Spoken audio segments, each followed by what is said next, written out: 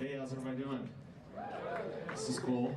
Thanks for coming to the Holy Trinity of, we got that right? We are so excited about this. It's just going to be really cool. Thank you everybody for coming. Hope you're having a great GearFest. We're having a lot of fun too. Just a quick poll here, very quickly. How many people in this room do not reside in the state of Indiana?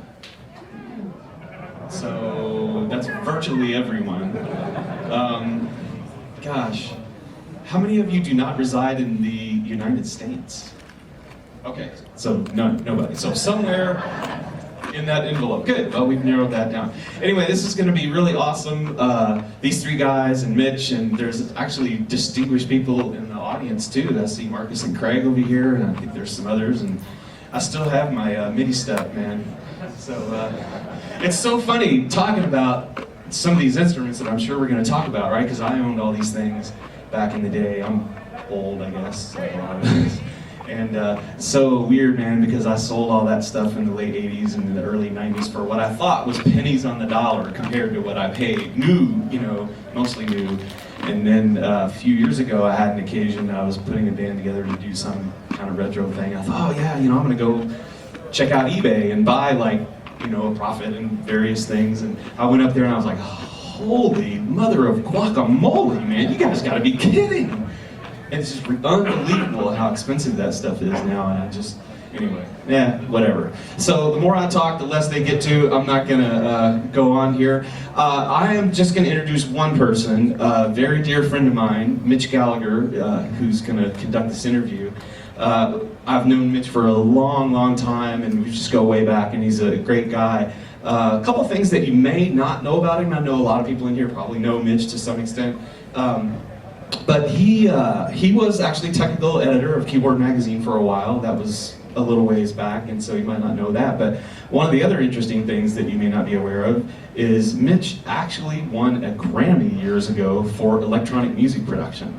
And we don't, you know, I don't think he likes to talk about that a whole lot, so I have to do that for him. He's just, you know, such a humble, nice guy, he won't do that. But anyway, again, you know, I think everybody kind of knows Mitch to some extent, so I'm not going to go through the whole list of all the awesome accomplishments he's had. He's just a very dear friend, and let's get him up here and get this thing going. Okay, Mitch?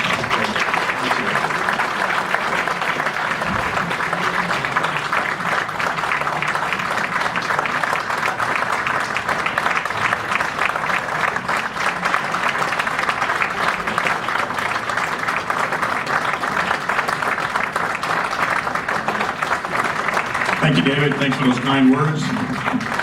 Dave and I go way back. Dave was the fourth sales engineer here at Sweetwater, and I started immediately after in 1992 as the fifth sales engineer. It was a little white building in a gravel parking lot at the time, so it was a different place that we were at than what we have now, but it's been fun to watch. So, this isn't about me. This is about the three gentlemen here. And this is, on the far end down there, we have Roger Linn.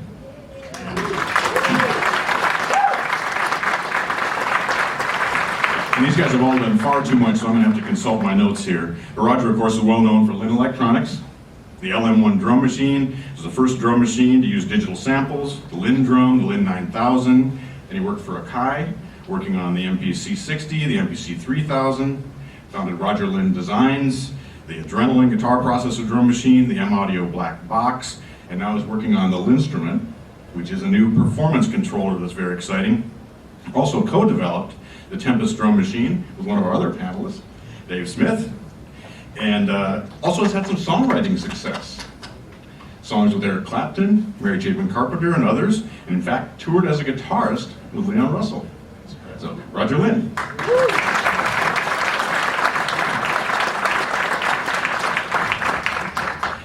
Next to Roger, we have Tom Oberheim, well known for, I'm sorry, he is next to him.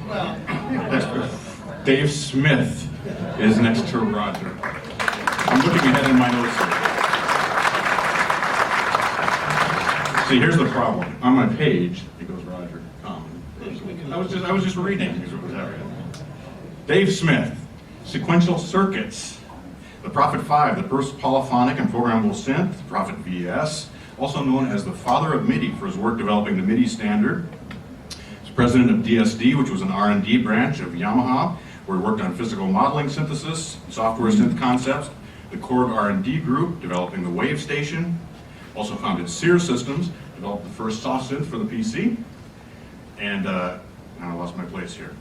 And that synth actually sold over 10 million copies, correct? As part of the Creative Audio Labs sound cards, so a tremendously successful software synthesizer. And now he has Dave Smith instruments, the Evolver, the Poly Evolver, the Tempest, as we mentioned, the Prophet 12, Mofo, the Tetra. He's got a DSM series of Eurorack modules. He's in the Tech Hall of Fame for the MIDI spec, and actually received a technical Grammy with Iketaro Kakahashi for the development of MIDI. Dave Smith.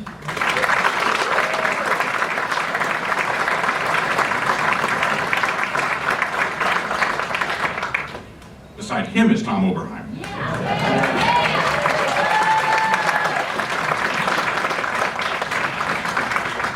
Oberheim Electronics, the SEM, the 2-voice, the 4-voice, those were the first commercially available polyphonic instruments. The OB1, which is the first programmable monophonic synth, DSX digital sequencer, the DMX sample drum machine, OBX expander, the Matrix 12, so many great instruments. Also involved in the early days of development of the MIDI standard, later founded Marion Systems, and then C-Sound, where he was making audio interfaces. And now we have the return of Oberheim with the updated SEM in the 2-voice Pro. Tom Oberheim.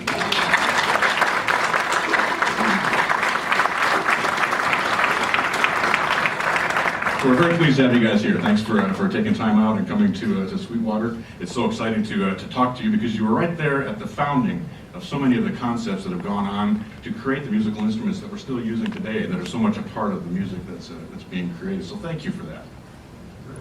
Absolutely. So why don't we just take just a moment, and if you would, each tell us a little bit about your background. How did you end up designing synthesizers? Should we start with Roger? Well, I was a musician and also had a love of technology, so it was just kind of a very nice marriage of both of those passions. And you know, when I was a teenager, I was a guitar player, and there were all kinds of effects pedals, and to me there was just a marvelous magic within each one of those little boxes, and just the fact that the sound could travel through the pickup and the wire. It's always a fascination for me. Also, my dad was a music professor, so it helped my passion about music. But it just seemed like a very fun thing to do, to make some cool new electronic music instruments. That's basically it. Right. Awesome. Dave? Well, actually, kind of the same. Interest in music, interest in technology. I had a degree in electrical engineering and computer science from UC Berkeley, and I played in bands, though not keyboard. And when synthesizers first came out, I went out and bought a Mini Moog in 1972, one of the earlier ones, which I still have in my office today. And that I started building things to play with it, sequencers, little other devices, and started selling some of the devices that I was making, and before long I had a company. And kind of went from there. Right. Tom? Well, I'm a little older than these two young'uns here. I got started in the electronic industry in 1956 when I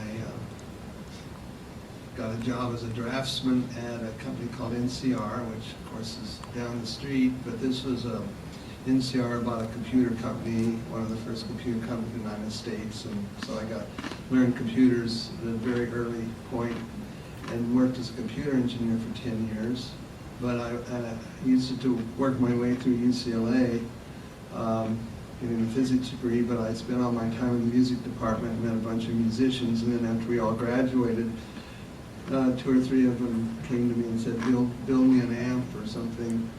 And one of these people asked me to build a ring modulator. I didn't know what it was, but I figured it out, built some, and that got me started building effects. So I sold a few ring modulators for a couple of years, and I then developed a phase shifter, the first phase shifter that was for sale, and that was called a Maestro phase shifter. And so that got me really in business because I sold about 100,000 of those and did some other pedals.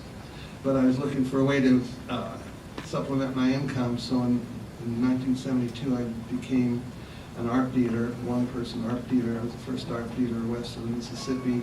Got in, and that's how I learned synthesizers. I learned on a 2600, and later, using my computer knowledge from the 60s, I built a digital sequencer, and that led to designing the SEM. Originally, I just built the SEM to be an add-on to a Mini Moog or a 2600, just to give it a more sound capability.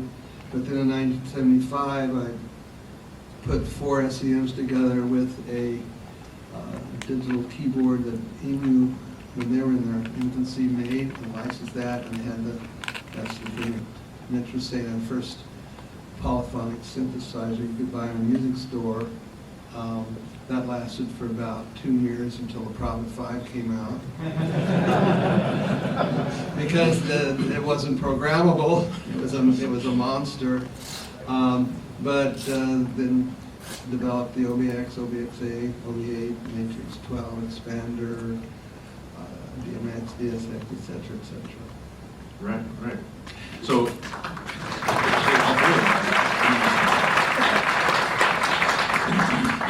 I'm curious what the environment was like back in the day when you were working on those first instruments. Were you aware of each other's companies and what you were doing? Was there a competitive thing going on there? Or how was that? All of the above. I think I first met Tom before the Prophet 5. I think I was building a sequencer, he was building a sequencer. And first heard about Roger, I think that was after the Prophet 5 was out. And there was this guy in LA that has this machine that sounds like real drums. And nobody knew what that meant until we all saw it. So, and then through the 80s, we were always competitors, but always knew each other and would hang out at NAMM shows and stuff. It was a fun environment. We were all just interested to see who had what, when, and talk about it and stuff. We're all geeky, nerdy guys. We just like to build stuff and see what everybody else is doing ultimately. So. Right, right. So did you feel competition? Did you feel like, oh boy, he's got a polyphonic programmable, so I have to do this, or Well, I think there was certainly some of our products competed, but at the same time, there are only so many people that do the strange things we do, and so from my point of view, I really appreciated the friendships we had. We could talk about things that we couldn't talk to other people about, and so it was very nice. It was a friendly competition. I think we always maintained them. right? I remember when I first heard about Roger's first drum machine, I invited, by then I was, I'd had 2 or 3 products out, was doing pretty well, and I had Roger come over to my place, and we talked for a while. I said, well, Roger, would you be interested in me building it for you? He said, no, I want to start my own company. And so there was competition. It was LM1 first, and then Linn later. It was competing against the DMX. But the reality was, at least as those machines were concerned, we could sell everything we could make. And so technically there was competition, but really I think we didn't feel it from a competitive pressure point of view. The people were hungry for it. Everybody was hungry. I remember we sold all we could make. Right, right. Yeah, I think what happens is that if there's only one product in a product category, sometimes people are not quite sure if it's legitimate, but when you see another product, a variation by a different designer, and all of a sudden I think it creates a rising tide that floats all boats. So I think that actually when your DMX came out, or your drum machine, it helped us all, because people said, oh, drum machines are actually something that are good to have. So now I can pick one or the other.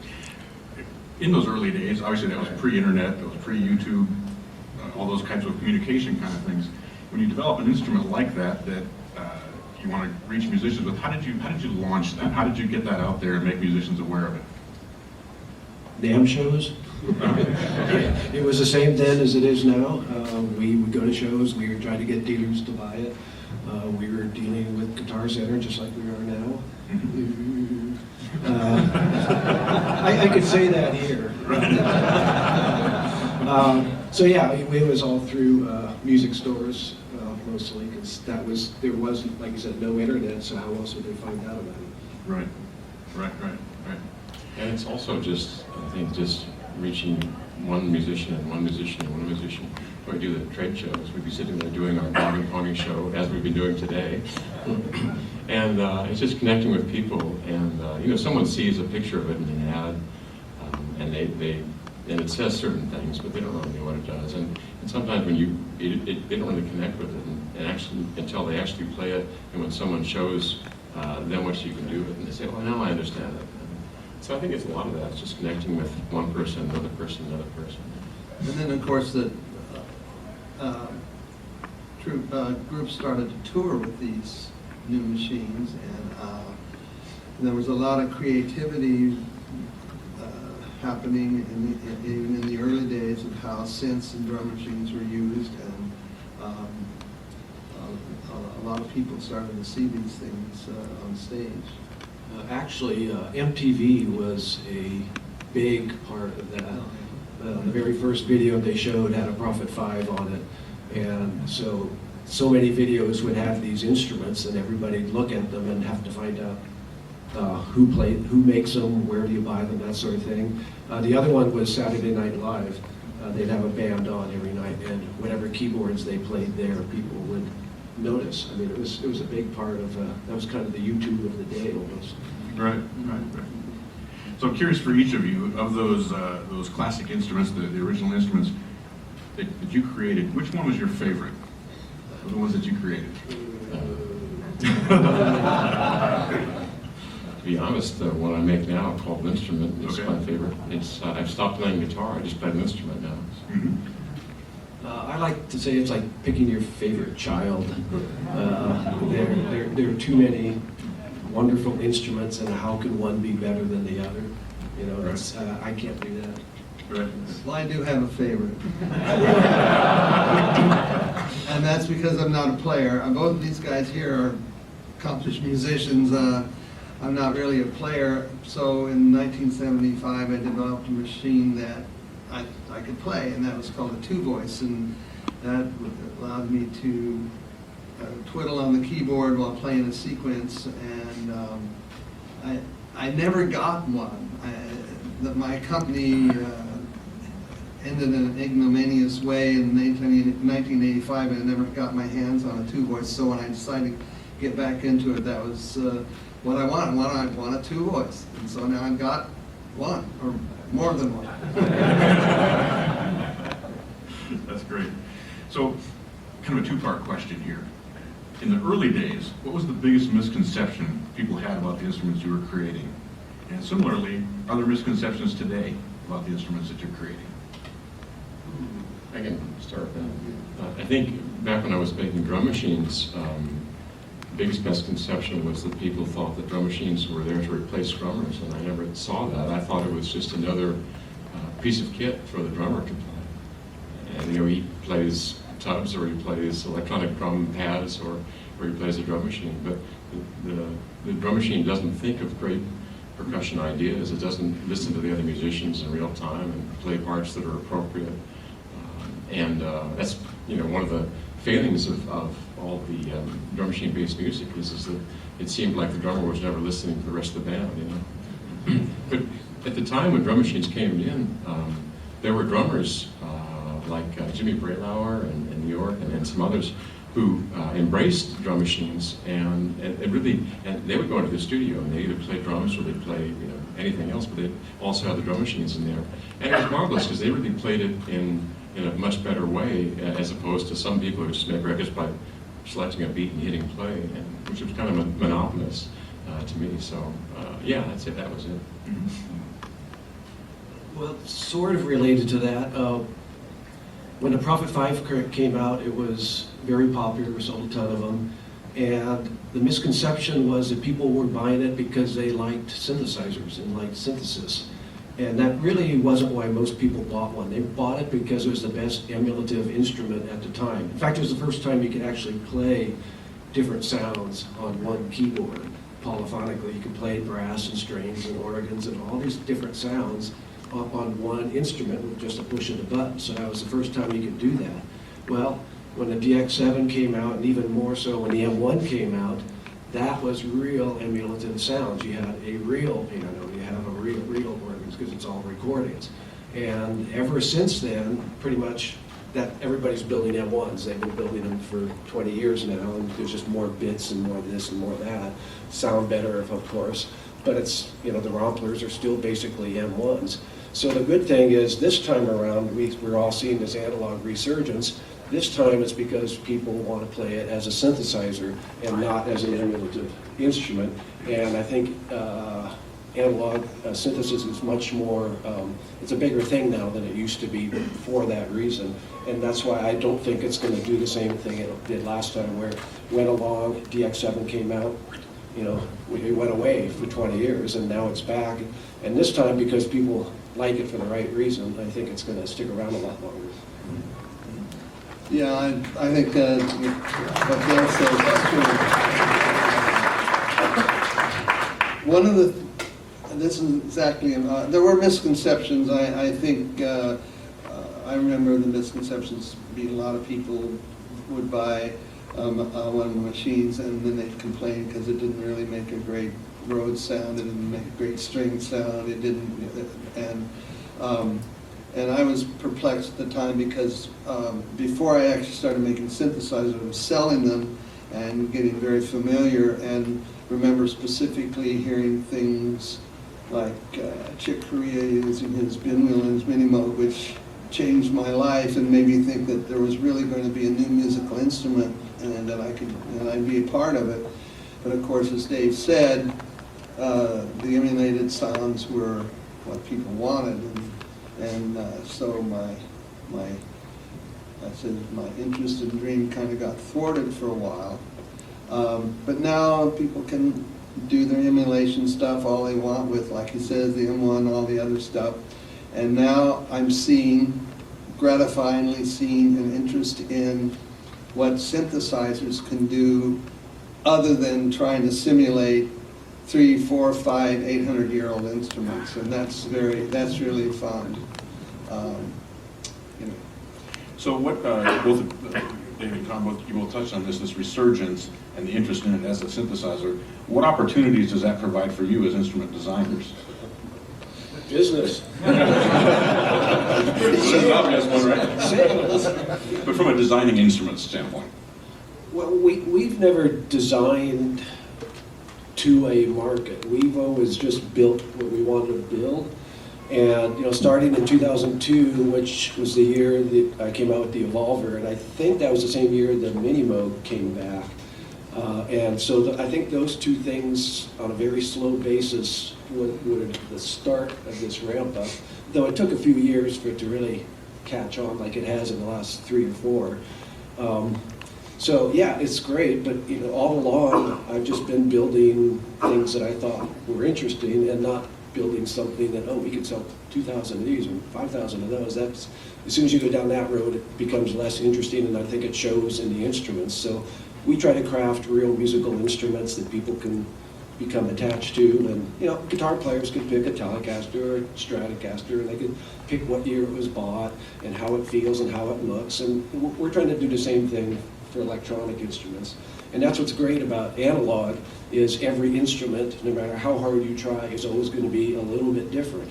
Every voice on every instrument is always going to be just a little different.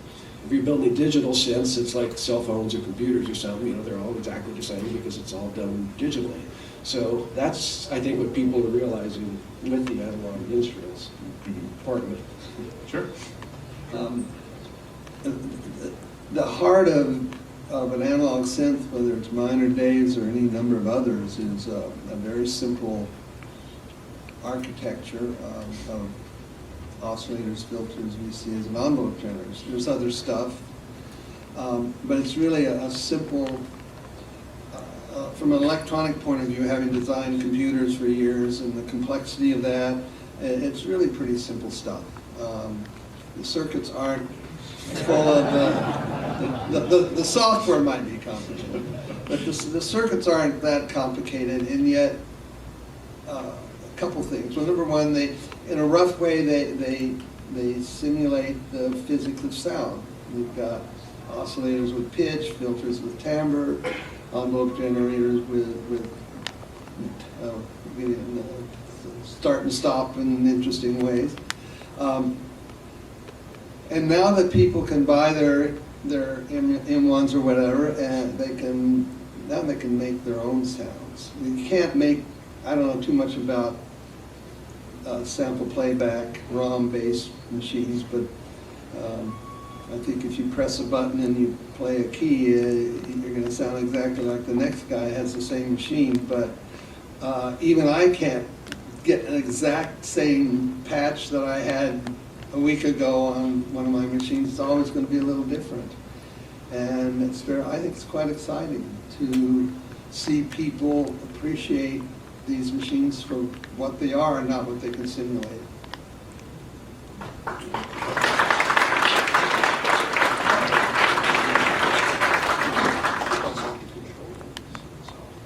Control surfaces.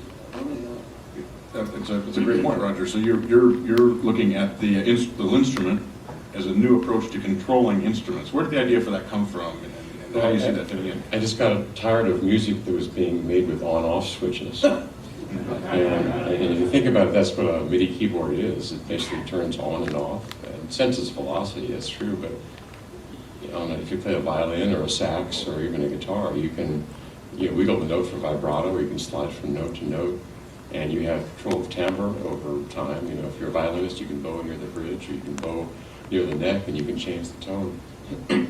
And so I wanted to make something that was less static. And so if you're not familiar with the instrument, I just released it a few months ago. And I'm out there in tent number 10 doing my dog and pony show. And what it is basically is it's like a 200 pad MIDI controller. And when you press it, it senses the pressure of your finger and the left-right movement for pitch, and then the forward-backward movement for timbre. And it does this polyphonically for all the notes. And it's just amazing how you can get perfect violin or saxophone or pedal steel guitar or blues slide guitar or harmonica, and it's great for drum beats too. And so just I started thinking about this, I don't know, about 5 or 6 years ago when I saw instruments like the Continuum. Who knows the Continuum? It's just a beautiful instrument made by this brilliant guy named Lippold Hawken. And I'm basically following in his footsteps, because he did this as early as 1999, but I had my own unique way of doing it, and there's a few of us that are making this sort of instrument, these expressive controllers. There's a guy named Roland Lamb, who out of London, who has an instrument called the Seaboard. There's a guy named Randy Jones, who has a wonderful instrument called the Sound Plane, and then there's an instrument out of England also called the Eigenharp. And all of us, we're sort of the 5 people that are making these expressive instruments that capture multiple dimensions of finger movement. And I think it's the next revolution. And when you think about it from a perspective of maybe 20, 30 years from now, people might think of this period sometime between kind of like 1970 and 2015, when people were seduced by the attractiveness of electronic generated sound. But the human interface they used were the things that were commonly used for secretarial input devices, like switches, knobs, and sliders. And although they do some very good things, they just don't really capture the depth of expression. You can control music with the human fingers, remarkably flexible. And so that was what drove me to do it. And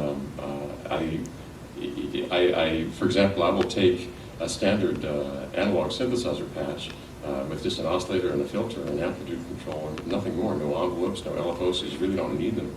And all of a sudden an oscillator becomes this beautifully expressive instrument. So that's what's been driving me the past few years. And part of these things came into the Tempest drum machine that Dave and I designed together. We've got these 2-dimensional sensors on the left side, and then of course the pressure and velocity sensitivity of the pads. So I think it's a very exciting new chapter in performance of electronically generated sound. Right. You bring up the Tempest. Can you guys discuss the process you went through to collaborate on creating that instrument, and what drove you to do that in the first place? Well, we're both still sitting next to each other, which We wanted to kill each other at some point. it was a very long process. Mostly because we changed our minds a lot.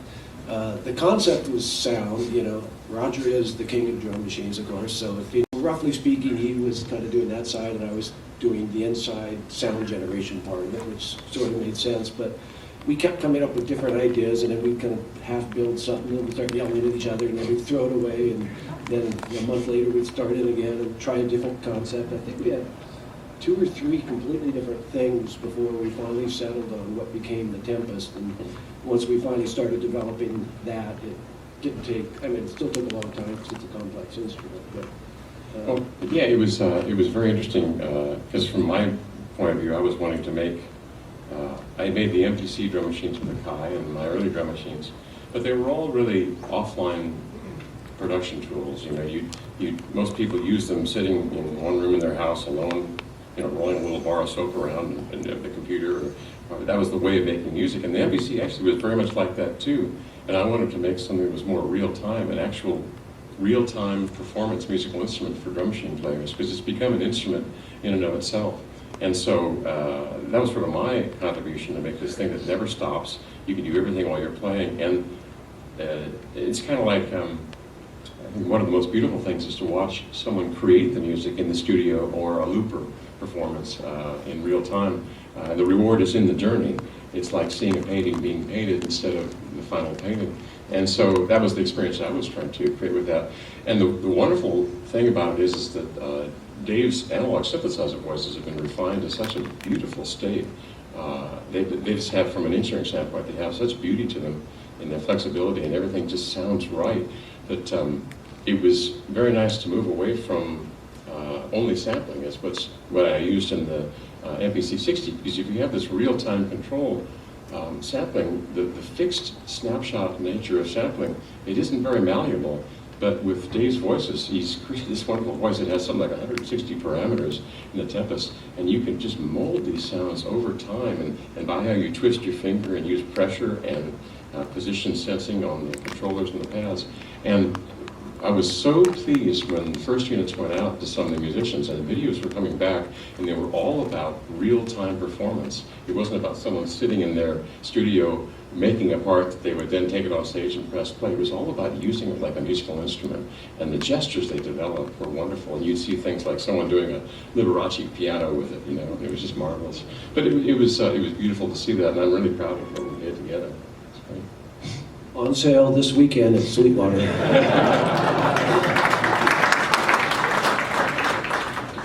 Tom, you talked about starting out building the phase shifter, selling 100,000 units of that, and the ring modulator as well. Which, by the way, I found out when I was looking this up that ring modulator was used for the movie Beneath the Planet of the Apes, which I never knew where those sounds came from. To me, that was cool. I haven't heard it yet. Are you interested in that field anymore? Are you looking at doing any guitar processors? Or? Well, I've had a lot of people ask me because a couple of the pedals I made are still in use, haven't been built in 30 years or something. My heart is pretty much in the synthesizer, polyphonic synthesizers, because that's the sound, what I love. I don't care whether it's mine or Dave's or Moog or a Jupiter or on and on and on. I just love the sound of polyphonic synthesis. So that's where my heart is. I have a couple friends that, one friend in particular that Roger knows, it in Roger and I have had a coffee group in Thursday mornings in Berkeley for 12 or 13 years. Every time I go to coffee, they're like, you gotta build this pedal, you gotta build this pedal. But there is a possibility I might make a Eurorack version. Like we're all starting to make Eurorack versions, but I've still got some things I want to do in polyphonic synthesis I haven't done yet. Right. Great. Here we have our little coffee group. Dave's up in Napa Valley, it's a little bit farther down, so he comes down and me occasionally, but we call our group the Dead Presidents Society, because all of us have had companies that we were presidents of, but the companies have died. So what do you do at these coffee meetings? What do you talk about? It's just nerdly conversations about gear. And then for a while, my wife was coming down, and she, like Tom, are private pilots, and they'd talk about airplanes all the time. But the major theme is sort of electronic music, synthesis, and performance. for a long time participants. So one was Max Matthews, who's well known as the inventor of computer music at Bell Labs. John Chan, he came once in a while, who did Bennett FM. Don Dave Buchla, Whistle. of course. Don Buchla comes regularly. almost every week. Keith McMillan comes, and it's but it's not, you know, it's not gear talk. It's a lot of philosophy, a lot of different things. No, not much sports. But it's always lively. It's always lively. I would It's a imagine. nice community. Right, right. And you've opened the group up to some professors and people from Stanford, is that right? Well, yeah, David Wessel is the founder of the Berkeley Computer Music School, called SynMat. He actually unfortunately passed away just a few months ago, but he was an avid member, and he and I used to have wonderful discussions about expressive control of synthesis, and he had made an instrument that he calls slabs, and it consisted of 32 three-dimensional track pads, and he would use this to sort of, as he put it, he would caress the instruments, caress the music. And he used to perform his sort of, I guess you call it new music, which is kind of old music. But he made some beautiful sounds of this thing. And then Tom mentioned Max Matthews, who was the who created some of the first computer music algorithms at Bell Labs in the 1950s. So yeah. Right. So Dave, you're credited as the father of MIDI. Can you tell us a little bit about the story of why MIDI even came about? What was the drive behind making that work? Okay. Well, what was happening is the Prophet 5 was, I think, probably the first musical instrument that had a microprocessor in it. And everybody else started building Prophet 5-like polyphonic instruments, and just about all of them, I think, had microprocessors in them. And one thing you realize when you have a microprocessor in an instrument, it's really easy for it to communicate digitally with another instrument. So the next logical step, where we were all building either drum machines or sequencers or something, where we'd all have our own proprietary interfaces that would talk digitally, so that you can have a small little system running. Well, some of us, Tom, I mean, we're all, Marcus, you were there. We were all realizing that if the industry was ever going to go anywhere, we probably should have a common interface, because it's kind of dumb. You couldn't plug in an Oberheim unit into a Roland system or something like that. So that was the basic need that had to be fixed. Right. Was it a difficult process? Because you think about most standards come from a body like, say, the AES or something like that. But for it to actually come from manufacturers and have it adopted by other manufacturers, what were the challenges there? Well, the story, I think, is fairly well known. Basically, I just decided to get aggressive about it, and we wrote up a paper about something we called Universal Synthesizer Interface, or USI. I presented it at the 1981 AES convention. I gave a paper saying, here's an interface, we don't have to use it, but we need to do something, so let's start it. And then 3 months later, I organized a meeting at the NAMM show, and I invited pretty much everybody who made any sort of keyboards to come, and just about everybody came, I think. And same thing, I said, here's this thing, it doesn't have to be it, who wants to get involved? And after some very lively discussions, it was clear that a lot of people didn't want to, either because they wanted super fast, super complex, parallel interfaces that were not practical, or just kind of a not invented here syndrome where, it's not our idea, or we don't want to work with you, that sort of thing. So it was difficult. But fortunately, after that meeting, 4 Japanese companies approached us, Roland, Cord, Yamaha, and Kawai, and said, well, actually, we do want to do something. So through the rest of that year, we worked with them to develop the spec. And since we weren't working with a standards committee of some sort, we were able to do it really quickly, because we just do whatever we want. We didn't have to file anything. We didn't need approval from anybody. We just kind of did it. And I know you were in that meeting in Japan, I think. So it just sort of happened over that year through 1982, and then by the end of the year we actually started shipping the Prophet 600 in December, and that was the first MIDI instrument. And then at the January 1983 trade show, Roland brought over a Jupiter 6 that had MIDI on it, and we plugged it into the Prophet 6, and it worked. And Didn't the you rest hook is history. 100 of them up once? Do what? Didn't you hook 100 synthesizers up once? No. I didn't do that. That sounds like something from Japan. There was maybe. 100 sequential machines are all at some place in Japan? No? No, I don't know if I ever heard that one. What? Somebody Google it. Find I'll out. have to look that up on Google. I swear I saw that somewhere. Somebody will tell us in a couple of minutes.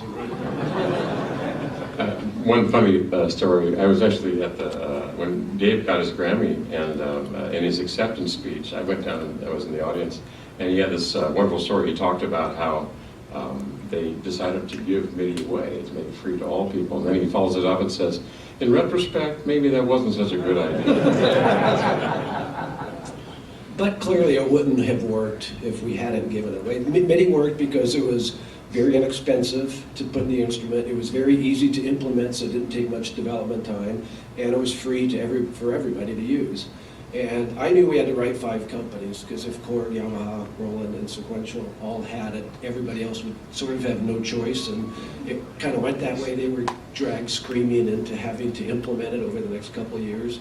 And because of those 3 reasons, it was universal, and once that happens, you know, here we are 33 years later, version 1.0, still works. Yeah, it is amazing that you had the foresight. It's amazing you had the foresight to put some of the features in there that support things that people are doing on multiple banks and different controls that are available. Do you get requests or see a need coming at any point for a MIDI 2.0? Requests, yeah, only for the last 30 years. A lot of people don't realize that, well, there's a couple problems with MIDI. One, you know, the first problem was it's too slow, but MIDI's over USB now, so that's not an issue. And then beyond that, there's something called sysx, so there's no reason you can't do anything you want. If you want 1 billion bits of precision for whatever, do it. You can implement it now under existing MIDI. So that's why there's no big, you know, no big process or demand to improve much. And if, you know, for what most people want to do, they want to plug a computer into a keyboard or computer. You know, it all works. You know, you can plug a Prophet 5 into a Prophet 6 and it works just fine. So for 90% of what you want to do, and that's always been the case. It's always been a 95% solution. So sure, there's 5% of something that it can't do, but too bad. But I'd like to add, though, that it really was remarkable, the foresight of the original designers, because it really does everything you really want to do. In an instrument, I'm getting 3 dimensions of control for each touch polyphonically, and that's within MIDI. And that the original designers thought of that by adding multiple MIDI channels. You could use each channel for its own touch, and you can do basically whatever you want to do. And so I've heard the same thing over the years. People say, MIDI, I'm better than MIDI. And sure, there are some limitations to it, but there's really not much you can't do with it. And the big advantage is because it's still 1.0, you're backward compatible all the way back to the Exactly. And now that everybody's buying the old instruments again, that actually means something. So let's get your take on some of the I'd say, emerging technologies. Tom, you mentioned Eurorack, and Dave, you've got a couple of Eurorack modules that you come out with. What do you see as the future for that format? Where do you see that approach going? Well, I think the thing that convinced me that to get into it was for some years I've had a good friend who's an amateur jazz pianist who has a couple synthesizers, but he's not a technical guy. A while ago a couple of years ago, gave him an SEM, and he said, well, you know, I never really figured out how to use it. But then about 2 or 3 months ago, he called me and said, Tom, I just bought a Doppler system. What? I mean, and I love it because I'm learning. I'm learning what this is all about. He's had my SEM for several years. He never learned it, and he can patch it. And he brought it over, of course, and he's having trouble with it. And that was because he he had the output of the oscillators too hot into the filter and it was distorting, so he had to learn a little bit. But he's really excited, and it reminded me when I was a little tiny kid that once a week my father would bring home a little toy soldier. And so I had a new thing every week or every couple of weeks, and my friend, he says, "Oh, I just got another oscillator module." So I think that it's an interesting movement. It's been around for 20 years or more, and it's really catching on two fronts. In that, like a lot of people, like my friend, who are getting into the technical stuff of analog synthesis, and then there's a website that summarizes the different plug-in modules, most of which are Eurorack, and it's like there's 2,400 Eurorack modules of different types available. So I think it's really very interesting. Dave, anything to add? Yeah, it's kind of experimental for us. Obviously everybody knows that it's a big market now, or a growing market, and they're just a lot of fun to play with. I mean, it puts the fun. I mean, we think our regular instruments are fun, and this is kind of takes it one step further, because there's so many wacky little modules you could buy from some guy in his garage who builds 3 a month kind of thing. So it's just a real mix of things available. Plus, they look cool. I mean, there's nothing that looks more cool than a modular synth. They look great if you're an artist. You could have one in the background. Bring one on stage, even though it only does one thing. If you're lucky, if nobody bumped anything. Personally, I like having a write button, so when I get something, I save it. And I think some of our synths, if you play something like the Pro 2, it has the modulation paths are so detailed it'll take on most modular systems, and you can save it. But it's just kind of fun to try, and I'd rather sell keyboards, because someone gets a whole lot of these little things to make up for one keyboard. But we built a couple, and we'll probably have another one this year, and just kind of keep doing it just because it's fun. I mean, we do stuff because it's fun, and modular things are fun. So. Right. So Roger, given that you're working on this new control possibilities, what limitations do you see in the existing instruments that you have to interface those control devices with? I mean, limitations of existing controllers? As far as getting the most out of the controllers that you're making, Yeah. by plugging them into a sound generator of some sort.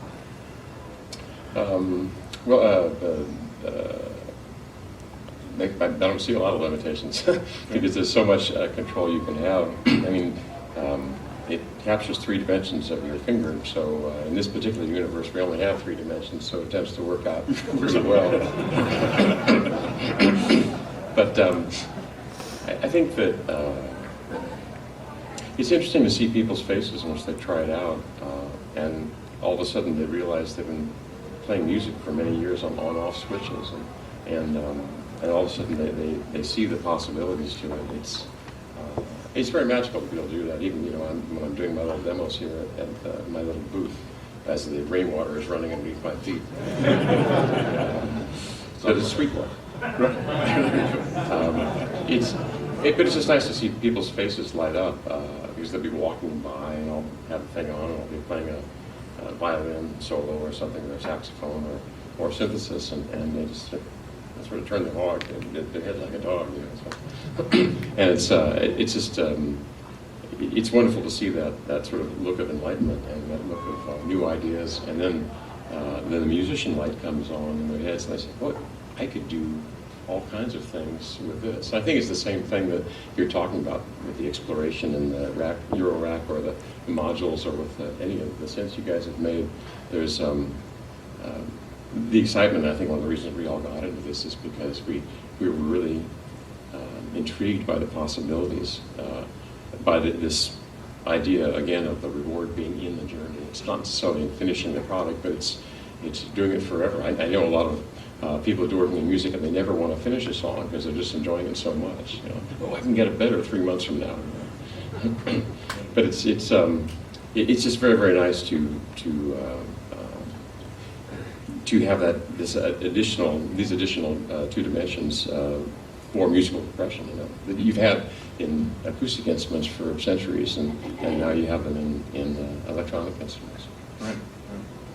So Dave, you founded Sierra Systems, came out with the first soft synth for the PC. Looking at the evolution of that category of instrument, do you see that progressing the way that you thought it would go, or has it gone in different directions? Well, first of all, I didn't start that company. I was working there. So, Okay. I was the president of the company at one point. But yeah, we were bold enough to call it the future of music synthesis at the time. And in some ways, unfortunately, we were right. But I just had the epiphany one day. I was realizing I was never playing with the product. It was called Reality. It was the first professional soft synth ever made.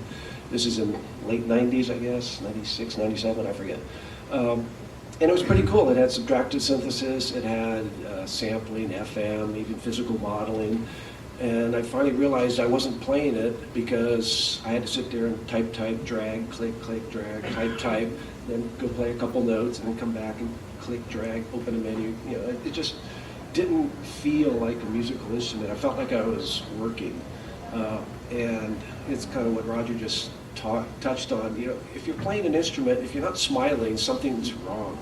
You know, I never could understand why they called the M1 and things after that workstations. Workstations. You know, that sounds like work. And being on a computer to me feels like work. It's not me as a musician interacting with a musical instrument. And that's why we try to build instruments that you do interact with. Yeah, and there's you know, software is great. It keeps you in the box. It's cheap. It sounds good, generally speaking. You can do a lot of things in software that you can't do in hardware. So it's not like an either-or thing. There's a lot of reasons for using software. But as a designer, there's a lot of reasons for not wanting to do it. You find out you have to report your instrument every year to a new OS or a new plug-in structure. I even predicted back then that any soft synth you buy today won't work in 5 to 10 years. And that's true. It won't. And people aren't yet buying vintage computers, I don't think. But you know, that's kind of what you have to do if you want to use a vintage piece of software. And so that's not fun as a designer. I'd rather design something new. I don't want to redesign the same thing over and over again. And there's copy protection and, you know, lots of other stuff. But real instruments are more fun. Right. So how influenced are the three of you by the music that is made with the instruments that you create? Well, I guess it depends on what you mean by influence. I would say not influenced as much as inspired. I learned early on that in building, even going back to the days when I built pedals, that our job, I think they'd agree with me, is a combination of being aware of technology, whether it's a new chip, a new microprocessor, a new process, or something that might not be the kind of thing that a musician studies and learns about, but that you could see an application for, and then you take the musician's desires and complaints and whatever, and you put the two together. And I suppose that would be the essence of influence. But let's not forget the inspiration of hearing a musician play your instrument, whether it's Lyle Mays or Eddie Van Halen or Joe Zawin or whatever. So to me, it's been much more an inspiration than an influence. Mm-hmm. Dave? Yeah, that's a good way of putting it, actually, because we basically design what we want to do, and it's the usual thing. A musician isn't necessarily going to know what to ask for because they don't know what's possible. And one of my favorite things to do is to go out and see bands that are touring, and come by San Francisco and see completely different bands playing the instruments. And you know, we don't try to design things for EDM or for jazz or for rock. We just try to design good instruments, and what we find is, you know, you can get a Prophet 12 and you know, Taylor Swift is playing one out in front. You know, you don't think of her as a synth player, but at the same time, Nine Inch Nails is playing one, or MGMT, or the Black Keys. You know, so completely different groups of completely different kinds of music. You know, we saw Snarky Puppy a couple days ago. You know, they play a Prophet 08. You know, that's certainly not the same as Nine Inch Nails or Taylor Swift. So, but that's all inspiration. And if you try to design an instrument for a type of music, I think then that won't happen. But if you try to design an instrument that you think will be cool and sound good for the reasons, for the features you put in it, then I think that kind of comes out of it. I think for me, one of the greatest joys is hearing what artists unlock from the products we make. You know, I think most people that make musical products are basically frustrated musicians. You know, I wish I was a better guitar player. I wish I could play other instruments like some of the people that I've always idolized. And to be able to make this instrument and then to hear someone unlock this beauty that comes out is a wonderful and emotional experience. And you can imagine, for example, if you've written a song and somebody records it or you record it and it comes on the radio or the equivalent of radio today, and the feeling it would give you. And it's the same thing when you make an instrument. And I'm sure for everybody else, when we've heard our instruments used by particularly major artists, and they do things that we never would have thought of. You know, for example, when I made the MPC drum machines with Akai, we put in, I think it was like a whopping 13 seconds of sampling time. And I thought at the time, well, who would need more than that? Because you can have all the drums you want and get a pretty long cymbal out of that. And then we had expanded to 26 seconds. But what people did is they recorded and sampled entire sections of a song and looped it, and that's something that never occurred to me. And then they were asking, can I have a few minutes of sampling? I said, why? And I said, well, this is why. But it's the thing I like, the way I like to describe it, it's kind of like we make a better brush, but it is the painter who decides what work of art to paint with it. And it's just a very gratifying feeling. Designing instruments is useless if nobody plays them. Really. True. So what is what's the next frontier for synthesis? What is waiting to be discovered? Who wants to go first? That's a tough one. I think subtractive synthesis has passed the test of time. It's been around for over 50 years. Everybody knows what a cutoff knob does, and they know how to reach to it and what it's going to sound like. It doesn't matter if it's digital or software or analog. It's something that, it's like Tom pointed out earlier, it's just something that's really easy to relate to as a musician, and it's been around for a long time. So I think going forward, I think it'll always be there. And you know, of course, there's different variations of it. But beyond that, it's really hard to predict what's going to happen with synthesis. You know, obviously Roger, who will talk about the control side of it, which, you know, what he would like to see as a future, and would be really cool to get that more integrated. But I don't have any predictions. It's hard. One thing I might add is that Dave just touched on is the analog synthesis model of an oscillator through a filter through amplitude control is remarkably useful. And when Bob Moog and Don Buchla first created those instruments, they happened to hit on something that really resonated with the culture at large. And you know, for example, when the DX7 came out, which was FM synthesis, which is a marvelous form of synthesis, but it's very unpredictable. And people, I don't think anybody ever programmed a DX7, did they? And in FM, it's just hard. It's harder to do, but with analog synthesis, you can change the shape of the waveform and you can filter. These are all very intuitive controls, and I think that's one of the reasons it survived to this day. And I think in part, the future of synthesis, it's hard to imagine another method of synthesis being more popular and more useful than analog synthesis. And the beauty of it is that when you get into systems like the Eurorack systems or these wonderful complex voices like Dave has with his synths, you can just add parts to it. And you know, if you want a little other sound in it, you take another synthesis voice and add to it, or a little sound up here, a little sound down there, or modulating it in new and different ways. You can create far more complex voices, but you're still using the basic analog synthesis model, which is remarkably useful. And that's, I think, one of the reasons why it's had such a resurgence. It's just, sound creation is an essential part of composition these days. And so if you are a composer, you have to be a little bit of a synthesist too. And the analog synthesis model is something that everybody knows because it is so intuitive. The only thing I would add about that, I would say, and I'm not just trying to promote the instrument, this will be expressive control through instruments like the instrument or the seaboard or the continuum or Langenharp or soundplane. And I think that it's, one thing I noticed is that when I was a kid, all the pop records had an instrumental solo. There was a guitar solo if it's a pop record for rock, or it was a fiddle solo or a pedal steel solo if it was for country, or jazz had a sax solo.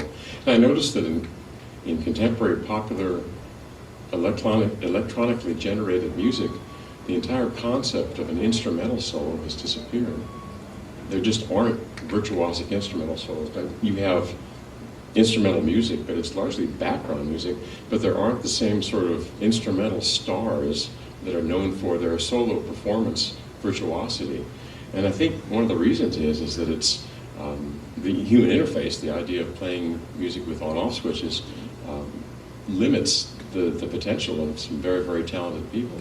And so I think that I'm hoping that this new revolution in expressive controllers that recognize 3 dimensions of finger movement will bring back the next generation of sort of the Eric Claptons or the Jascha Heifetz or Clarence Clevens or Freddie Hubbard, or all those musicians that were known for their virtuosity in performance of the last millennium's instruments as opposed to electronics. But now that we have all these wonderful advantages of not only analog synthesis but a whole variety of other methods of synthesis, and now you've got a series of human interfaces that allow that level of expression to truly realize the potential of these instruments, that I'm really looking forward to hearing more of that potential realized in new types of music, new types of instrumental music. Tom, do you have thoughts on the remaining frontiers of synthesis? Well, not exactly. I wouldn't say that there's ever in science a remaining. I suppose there's conceptually possible that there's some new technology that'll make synthesis more interesting. But I think that we moved from where we were in the 70s, where analog synthesis got popular. Of course, it was invented in the 60s, became popular in the 70s, and was dead by the 80s. That, like Dave said, that it's going to be around. And so when I see, if you're asking what's the future, I think I see a momentum with all these different things that are happening. For instance, the resurgence of analog synth companies like Dave and I and others, and we see different ways of implementing it with Eurorack or whatever, is that we'll get a firmer base, not a technical base, but a firmer base of the use of analog, to where it becomes even more mainstream than it is now. And the vision, not vision, but the thing I saw in the early days, when, like I said earlier, when I first heard some of the jazz players using simple portable synths to do marvelous things, that will be furthered. There's been the piano's been around since the early 18th century, and it's been refined, and it's in the world forever. But it took many years. I mean, it took many centuries, I suppose, or maybe not many centuries, but it's been around a long time, and it's continued to be used in ways by new creative people.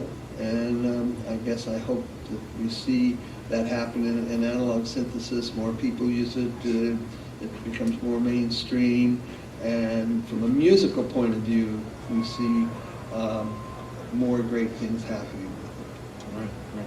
Do you, the three of you, feel that analog synthesis has reached that level of maturity? It's pretty popular. I don't think so. I think that, well, my philosophy has always been that the process of building a musical instrument doesn't end when the last solder joint has been soldered and it goes out the door for the first time. It's not finished yet. It's finished in the hands of the musician user. And if you look at analog synthesis as an industry, it's microscopic. It's probably a few $100 million a year at the most out of a $16 billion worldwide musical instrument industry. With more people using it, finding ways to use it because the basics are there, I think it has a great artistic growth. Any thoughts? Yeah, I think you're right. It's not as a big industry.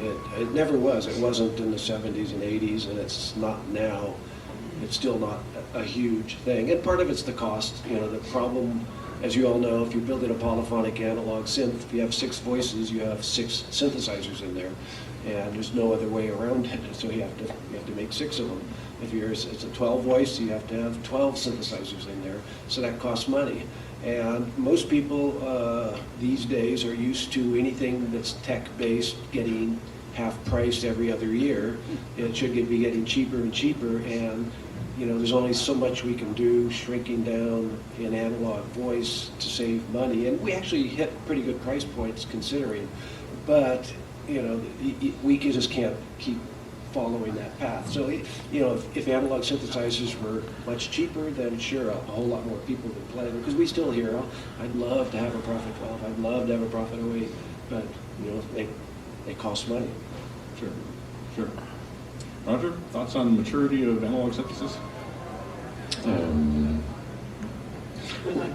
Well, as was said here, that synthesizers really are a fairly small part of the entire body of world musicians and world instruments. And instruments do, after they have sort of stabilized, and many people appreciate them, that they really become a much larger part of the culture. If you go to well, Sweetwater, you see lots of guitars hanging around there, and they're, you know, among the major differences are whether they have 2, 3, or 4 knobs, but they're all 6 strings, all with a certain number of frets, and because that's something that the culture at large has decided is the right way. And if you look at the Darwinism of musical instruments, a lot of them died along the way, and the guitar has survived. I have a keyboard, a wonderful keyboard in my living room. It has 88 keys. It only has one preset, and it's velocity-sensitive keys. It's called a piano. And you know, I value synthesizers very much, but I also value this thing because I've heard so much music on the piano that moved me emotionally, and so I thought it was worth having it in the living room, and I can occasionally play it with as poorly as I play piano. But it is interesting to think that on the subject of analog synthesis, that this is something that's not all that old and sort of went away for a while. But people said, no, that was very, very valuable. I want one of those now. And I don't want a simulation, I want the real thing. And it's very pleasing to see that. To see that it's sort of what they often call an inverted bell curve. You know, you get a wave of early adopters, then it slows down, and then it just starts to climb back up over time, as a lot of people tell other people. And it becomes a musical instrument that people embrace in large numbers. Right, great. So one of the three of you forming a band and putting out the Dead President Society album. Would that be cool? All we need is a MIDI cable to sync us. There you go. That's awesome. So we have a few minutes left. I would like to throw this open. If any of you have a question, there's a hand up back here. You mentioned piano, this is being, you know, a universal instrument. As you guys have started developing new technology, did any of the musical purists confront you on what you were doing, like accuse you of ruining music or things of that sort? Right. So the question was, we mentioned the piano, and the question was, as you guys were creating your instruments, did you have any confrontations with people who were purists who felt you were ruining acoustic music and causing problems? Probably you. Drum machines. Well, yeah, but at one point someone suggested to me that on my car that I get one of those customized license plates that says Linn drum on it. I said, no, I don't want a drum strip through my rear window. Well, it's funny because, you know, I was earlier accusing software synthesizers of not being musical instruments, and when synthesizers first came out, everybody was accusing them of not being real musical instruments. So it's really a matter of perspective, I guess, as to what qualifies. Right, right. Anyone else? We're at the, if we look at this in terms of the development time for the instruments in a symphony orchestra. In fact, I often think of it's such a bizarre, strange collection of things that are hard to play, and they're metal and they're wood and it's how in the hell did these things come about? Well, without dwelling on how that happened, it's exciting to me, and like I said earlier, going back to the 70s, that here's a new way of making a musical sound, and we'll see what happens. I mean, I won't be around, but let's say in 50 years, we'll see where it's at. I might add to that it's a lot of people have very fixed preconceived notions about what a musical instrument is. And while I was developing an instrument, a friend came over one day and I showed him how I could play a wonderful violin or a saxophone or different instruments. And then he looked at me and said, but shouldn't an instrument be made from wood and brass and strings? And you know, a lot of, I think, for example, parents would like their son or daughter, young son or daughter, to play a musical instrument, and they have an idea of what that instrument should be. For example, a violin, and clearly the violin is the greatest solo instrument of all time, probably, if you look at it. But it's got a human interface that's just hideous. You know, you have to hold it between your chin and your neck. To make those high tones, the notes are so close together and there's no frets that it's almost impossible to play in tune. And the note dies so quickly you have to scrape the note with horse's hair the whole time. You know, if I walked into a music store and I got this great new instrument and described it like that, they'd say, get out of here, this is ridiculous. But it's beautiful, it's something that took the test of time. And it does take time sometimes to change those preconceptions. Sure.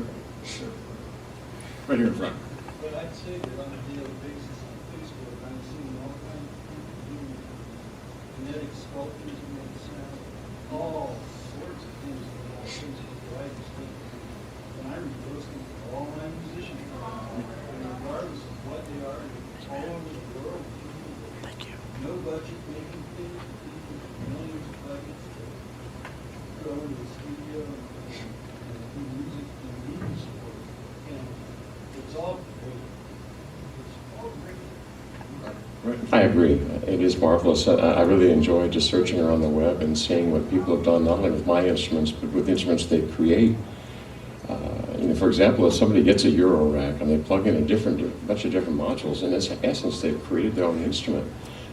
And there are do-it-yourselfers now that'll take like Arduino software kits and build their own instruments and build their own buttons and things. And it's just a marvelous period of creativity. Has anybody here been to a maker fair? Oh, they're just marvelous. The ideas, and it's this wonderful collection of people who value ideas in one huge place. It's just marvelous. It's a great time to be alive. We have Craig Anderton in the front row. And you know he's got a good question.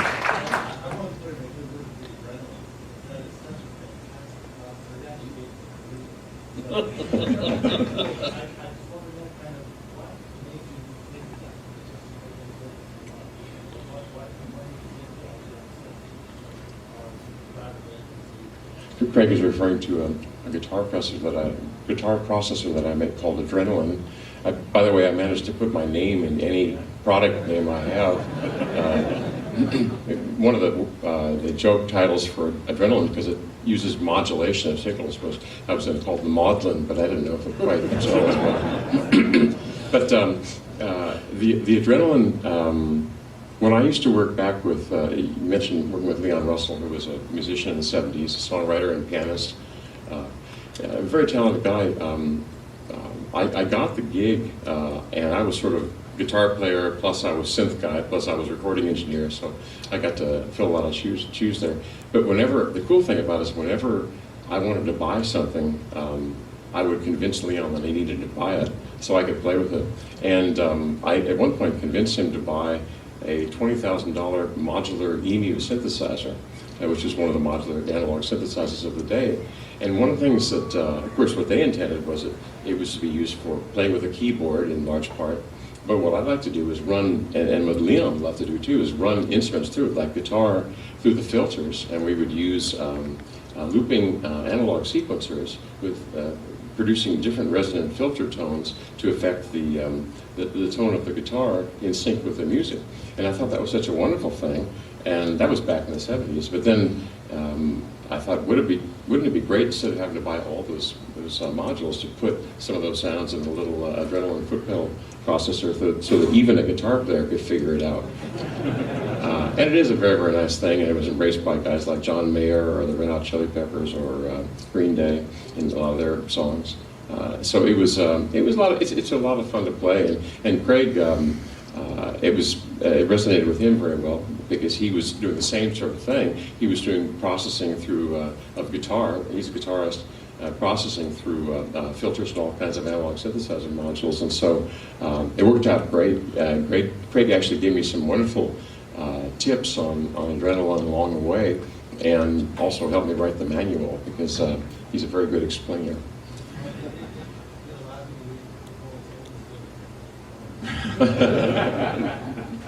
Yes, sir. Your hand is up first. Can you talk a little bit about the transition from new music, university studying on electronic instruments, and the way that they're being used in pretty much all music being developed today? I would imagine creating on the sidelines of that, contributing to universities, and then seeing those tools be used at a very high intellectual level compared to a pop market level. I'm just curious for any insights or observations you might have on that. You probably want to answer that one, would you do? Let me just repeat the question. So the question was, could you talk about basically what has happened as electronic music has moved out of the academic setting into the pop world, more universal usage? Is summary of the question?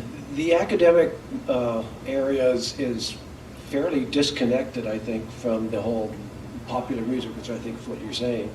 And there's a number of reasons that when you're in the academic community, you're supposed to be finding new things, new sounds. So there's a lot of really cool sounds. I mean, we talked about future possible sounds, like granular synthesis is very popular, physical modeling, there's a lot of these things that are synthesis methods that sound great. And when you're in the academic area, people tend to use computers and write their own software and generate a lot of these sounds. And so the whole music is completely different. I mean, I just went to a conference back east, a Seamus conference, which is the Society of Electro-Acoustic Music, something like that. And I listened to a lot of the concerts there, and it reminded me of things I used to hear 20 years ago in the International Computer Music Conferences, ICMCs.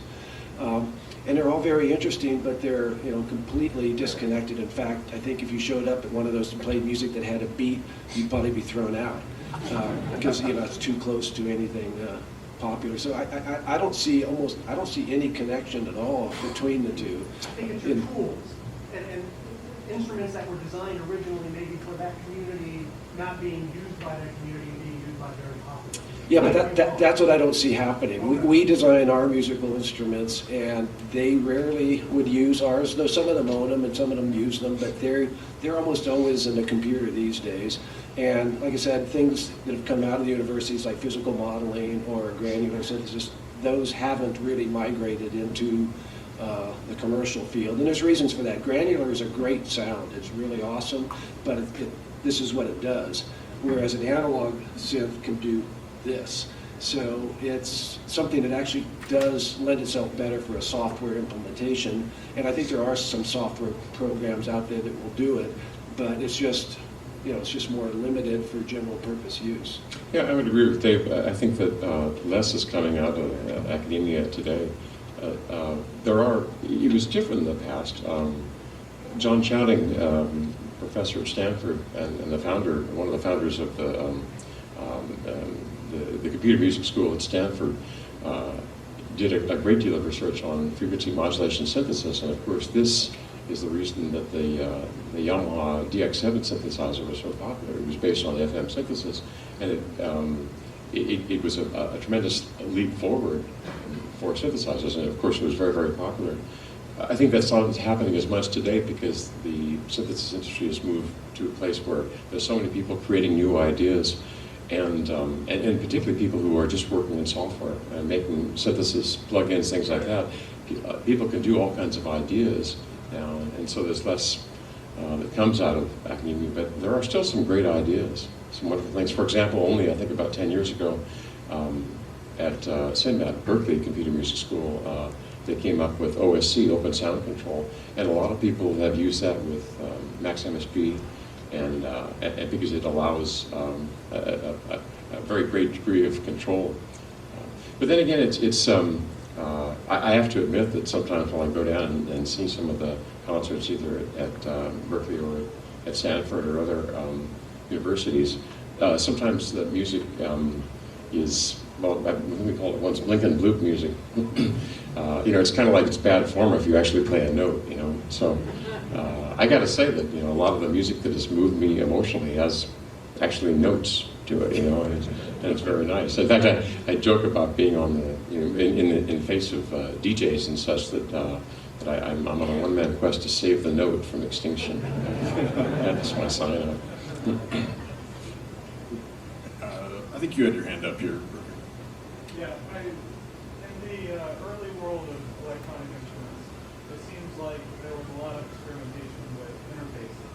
I'm thinking particularly of like Theremin and the Omar No, things like that. And they achieved at least enough success that they were included even in some classical competitions at the time. But it seems like kind of in the Darwinian development of electronic instruments, those control methods kind of went away. Those very expressive control methods went away in favor of a more familiar keyboard-based control method. What do you think were the factors that led to going back to kind of abandoning the experimental expression, very expressive control mechanisms to a more familiar one? And what do you think those factors in that can teach us in trying to build new expressive ways of controlling electronic? Well, that one's easy. It's called commercial success. It could be argued that Don Buchla and Bob Moog invented the synthesizer at the same time. Bob put a keyboard on it. Don didn't want to. And who does everybody know about in the marketplace? People have muscle memory. If you're going to spend years learning how to play an instrument, you want to make sure that it's going to be around forever. And if you already have something, because everybody played the piano at one point, that you can just sit down and play. And this is kind of an argument against what Roger's trying to get back in, but as a practical matter, most people can find their way around a black and white. And so when that showed up on a Mini Moog and showed up on the early modulars, people could immediately at least get by the mechanical aspect of the muscle memory of being able to make music.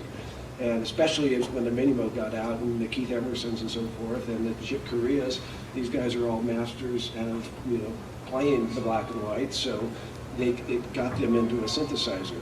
Whereas if they were doing touchpads and stuff, the kind of thing that Don Buchla was doing, then it just at that point, different than that, tended to put you more into the experimental music category and less into a pop, jazz, normal music category.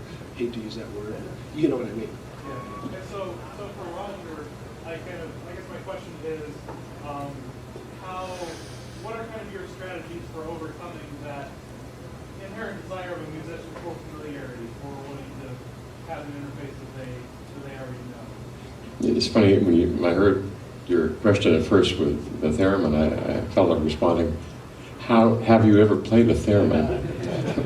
Leon Theremin who actually we had the pleasure of meeting at the Stanford Centennial in '91 before he passed away, thought that he was replacing the violin.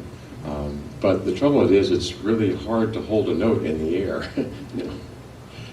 And whereas a violin is very hard to find the note, but once you find it, you can just rest your finger against the wood and it'll stay there. So it helps, it makes it better. And in fact, the theremin found its true purpose in life, which is to be the sound effects machine for 1950s B science fiction movies. You know? Well, I have a little different point of view on that question. Both the instruments you mentioned were not synthesizers. Both the Ons Martineau and the theremin did not have any great timbre modification methods, and certainly didn't use what we now consider the basic synthesizer method, which I consider the thing that both Don and Bob came up with simultaneously. I guess didn't really know each other, of oscillators going into a filter, into an VCA with envelope generators.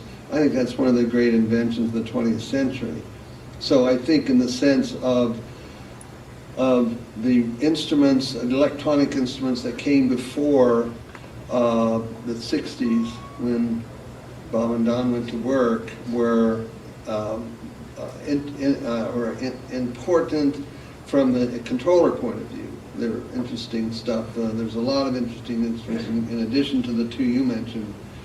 But when I look at all the different wonderful sounds that come out of the instruments that we make, that's all based on the basic synthesizer patch.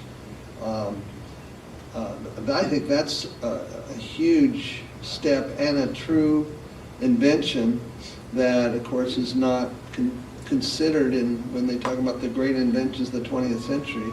I think that's the big factor there, because you can just think of all the sounds you can make with just a few circuit elements. I wanted to just mention one other controller that we haven't talked about much, and that's the sequencer. And just wanted to point out that Don Buchla pretty much invented the sequencer, just so everybody had a reference point for all the things Don has done. Well, on human interface, when I was creating an instrument, I thought a lot about what is needed in a human interface for musical control. And if you have a single instrument, it's basically like a big grid with 200 notepads that are sort of finger size.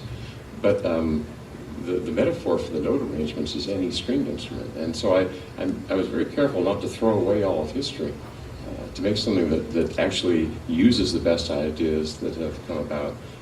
I didn't choose the piano key layout because I found it very difficult to slide between notes on it. It's just not really arranged very well for that.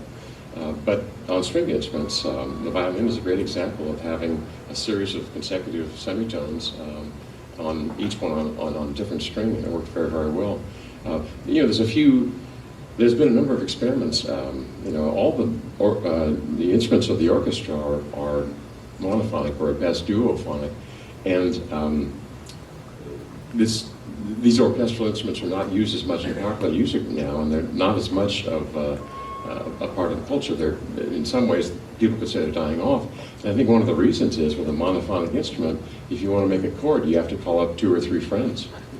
And that's difficult. I think people want to be able to make more of the music themselves if they choose to. And then if they want to play with other musicians, which I hope they do, then they're still able to perform with other people and interact. But it has to be something that does have polyphony. It has to be able to play chords and melody as well. And so, anyway, that was a lot of my thinking in how that goes. And plus, it needs to capture those 3 dimensions for the expressiveness. The gentleman here in white shirt. From an engineering perspective, going back to the kind of same era in the 70s and 80s, did you have to deal with kind of espionage with other companies, particularly the Japanese, stealing your ideas, or did you care from an interface or guts perspective about any of that? The question was, in the early days, was there concern about, I guess you'd say, corporate espionage of companies taking your ideas and running with them? What Bob and Don did in the 60s is what we're still doing.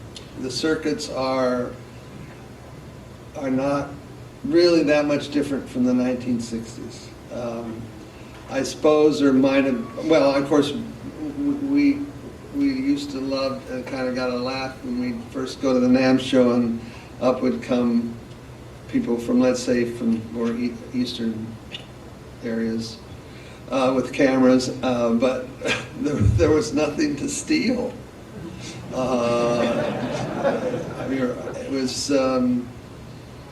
It was the standard synthesizer stuff, which I just mentioned, and the really Made our polyphonic California synthesizers, and then there were these synthesizers that came out of Japan, and people used to say, oh, those are really thin sounding, you know, or they only had 2-pole filters, and they didn't have the big beefy sounds. And then when they came out with their first drum machines, we all laughed, you know, wow, that thing doesn't sound anything like a real drum. Well, you fast forward a few years later, and how many people are proud to own a Juno 60? The 303s and 808 started a whole new type of music, and back then they couldn't give them away, and we just got and you know, MS-20s. You know, I think the opinion now of an MS-20 is completely different than an MS-20 when they first came out. And what it really means is a lot of musical instruments just have a fashionable sound, and the fashion may not be while they were being built. When we built the Prophet VS, nobody wanted them, and then 3 years after we stopped building them, and ever since, everybody wanted one. So it's just funny how there really are no absolutes, even though at any one particular time it seems like it, and you have to take each instrument on its own values for what kind of music you want to make with it. Officially, I think we were supposed to end at 2:15, but we actually built a little cushion in here because I knew there'd be some questions. So do you guys mind answering a few more questions while we're here? Okay. Gentleman here in a red shirt. I'd like to share perspective on which of these two had massive success with your instruments being adopted by musicians all over the world. Can you share something where you heard a song on the radio that really amazed you, or a song that used your instrument that surprised you in different ways than you expected? The question was, can you describe a experience where you heard a song on the radio or a piece of music that really surprised you with how your instruments were used? Well, There's so many. yeah, there's so many, and there's different styles of music. I'll relate, if you don't mind, a very quick story. When I was building the 4-voice, 8-voice with these monstrous things with no patch storage and had 100, 200 knobs and whatever, I got a call from Joe Zavino, who was the founder of Weather Report, and he asked me to come over to his studio in Pasadena and help him. And I went to his studio, and I, being total engineering guy, said, well, Joe, there's attack and decay and resonance, here's the filter, here's the VCA, and I could tell that, it's going right over his head. And so I went home, and the next day I talked to one of the guys that worked with. Well, Joe got an 8-voice, and I talked to him about it. It's going back. He's going to take it back and trade it in. And so next thing I heard, he called me on the phone 6 weeks later. Come over, and Tom, you got to come in here. What to do with the synthesizer? So I went over, and he played a rough mix of Birdland. Well, I remember when I made my first drum machine, the LM1, the first top 10 hit that it was used on and prominently was from a band called the Human League, and it was a song called Don't You Want Me Baby, and it was just marvelous to hear it. It felt, as I was saying before, like I had written a song and somebody's playing my song on the radio, and it's just a wonderfully gratifying feeling. One thing though that surprised me is that after I had spent so much time to create dynamics and add this feature called shuffle, which is now called swing in most other instruments, I was really trying to make it sound as human as possible. But the Human League made it sound as inhuman as possible. And they had the hi-hat going the same volume. I thought, no, please don't do that. And then I heard Bruce Hornsby, who I think is a great writer and musician, and I was very pleased that he used my Linn drum in so many of his songs, but he would just choose a beat and let it play looping through the entire song. I put all these features so you could have variations and fills and dynamics and all this. And you just presses play at the end of the song. It goes boop boop ch boop boop ch boop. That was it. You know, you can't make trouble. That's good. Yeah, there's, just when your instruments used on so many classic recordings, it's hard to pick a favorite. You're all over. Pink Floyd's "The Wall" has Prophet 5 all over. I mean, there's just so many songs you hear it and you go. But the first time I saw somebody or heard somebody doing something different was when Brian Eno was playing a Prophet 5, and he was the first person to basically hold a note and play the preset switches. So changing the sound while holding a single note instead of the other way around. So that was something, you never think about something like that. You go, oh, that is kind of fun to do. It's interesting to talk But there's about. all kinds of things like that to show up. Or Burning Worrell just kind of going ape shit on that. Whoa. Brian Eno was such a creative guy. When I had my first drum machine, the LM1, I took it down to show it to him and David Byrne. And it was, I thought it was so exciting because it had sampled drums in it, and just one set, basically one snare, one kick, all that. And he said to me, he says, this is great, it's a wonderful instrument, but can you change it? Can I make my own sounds in it, sort of record my own? Instead of drums, I like to have trash cans banging. I thought, what? Trash cans sampling? What are you talking about? But he had the foresight, it's the artist is the person we look to in our culture to tell us what the future is. And so I'm always surprised by what the artist comes up with and the comments the artist gives me. Let's take one more question. Gentleman here in the black shirt. So I'm also an electronic here and here. While analog synthesis is a hobby, I can't help but think, what goes on underneath all of the.